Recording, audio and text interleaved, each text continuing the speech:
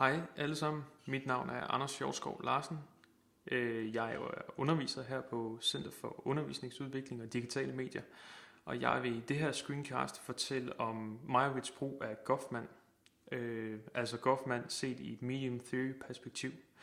Og det skal vi så forsøge at få overført til sociale medier i den nye medievirkelighed, som vi arbejder ud fra her. Goffmans hovedværk tager udgangspunkt i hverdagsinteraktioner og de roller, som man påtager sig i dem. Til det bruger han teatermetaforer til at forklare den optræden med de sociale roller, vi som mennesker performer over for hinanden hele tiden. Derudover bruger han blandt andet restauranten som eksempel på en scene, hvor de her sociale roller de tydeligt udspiller sig. Goffman taler om frontstage som det sted, hvor optræden foregår. I forhold til tjeneren vil det være selve restauranten, der udgør de kulisser, hvor han spiller rollen som tjener. Det kræver, at den optrædende forholder sig til normerne på stedet, både i interaktion med publikum, og når publikum blot kan se eller blot høre ham. Den optrædende kan få hjælp bag kulisserne i det, som Goffman betegner som backstage, som i restauranten kunne være køkkenet. Forberedelsen til rollen, den foregår så herom.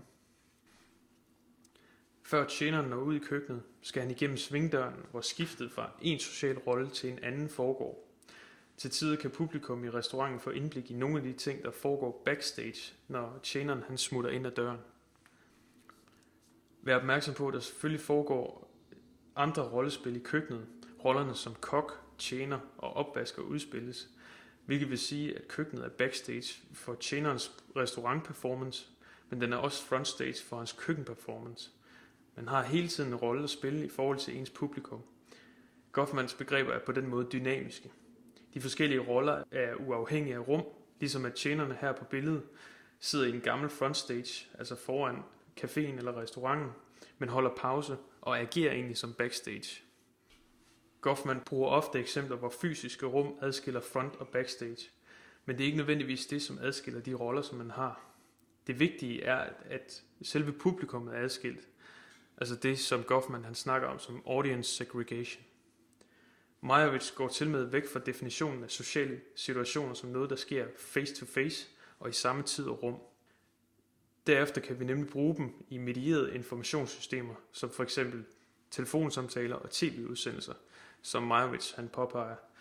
Det er nemlig der, hvor tid og rum ikke nødvendigvis er den samme, men hvor man alligevel spiller forskellige roller.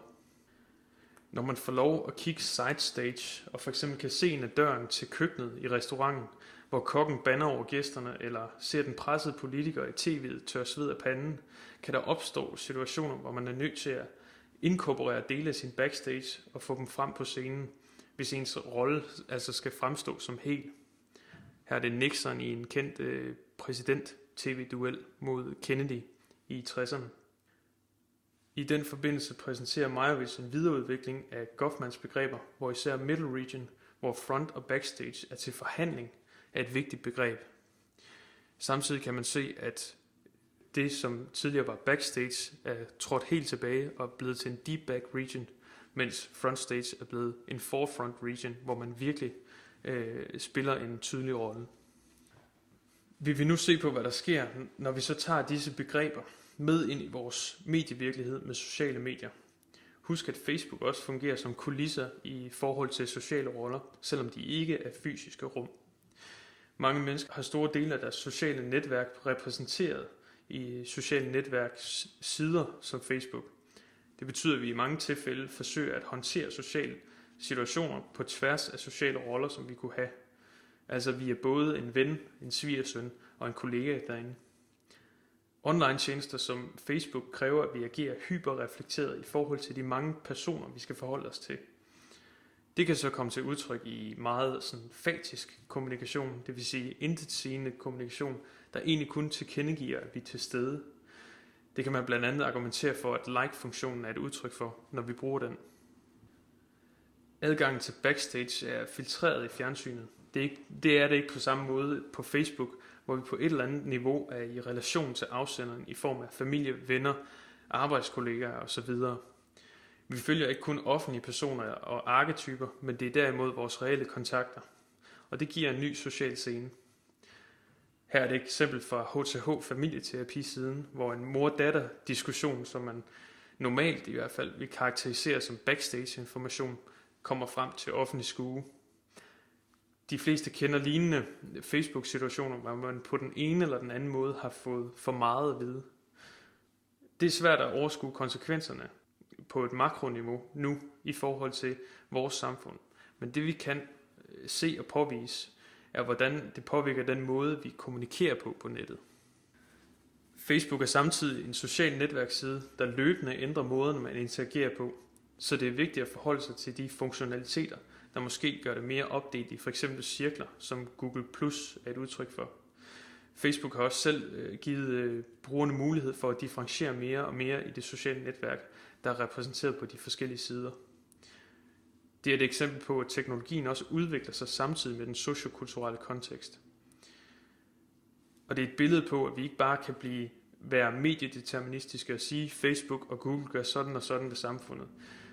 Hvis der omvendt ikke er nogen, der for eksempel bruger Google+, er det lige meget, hvilke funktionaliteter den har. Vi bliver nødt til at indregne både sociale, teknologiske og mediale faktorer, når vi diskuterer ting ud fra det her medium theory perspektiv. At frontstage og backstage forståelsen er videreudviklet med en forefront region, en deep back region og ikke mindst en middle region, hvor ens performance er til konstant forhandling. Middle region begrebet er kun blevet mere aktuelt med vores brug af sociale medier, hvor vi investerer med personlige profiler og vores eget sociale netværk, som vi står til regnskab for bagefter. Derudover er der en vigtig pointe, at adskillelsen af forskellige publikum bliver udfordret med først tv'et, og så med sociale mediers tendens til at kombinere forskellige sociale sfærer, der kræver forskellige roller af en på samme tid. De outcomes, der kan være på baggrund af det, kan være apati, fatisk kommunikation, men det kan også være en ny måde at være social på, som kan nedbryde nogle skel. Jeg håber, at I kunne bruge den her gennemgang af Meyerowitz og Goffman til jeres opgaver, og at der var en klar forståelse for det. I den sidste omgang af Medium Theory screencastene vil jeg prøve at definere internettet i det her Medium Theory perspektiv, og derudover også fokusere en lille smule på mobile medier.